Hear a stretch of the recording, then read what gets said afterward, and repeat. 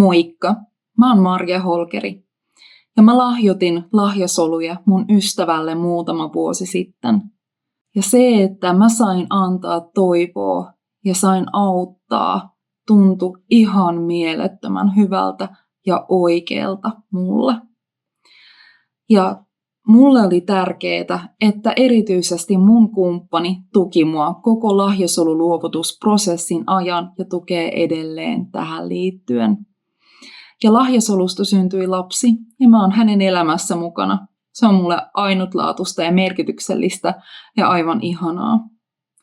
Ja edelleen kun mä mietin tätä kokemusta, se antaa mulle voimaa, se rohkaisee, se muistuttaa toivosta ja sen merkityksestä, mitä on auttaa ja saada apua.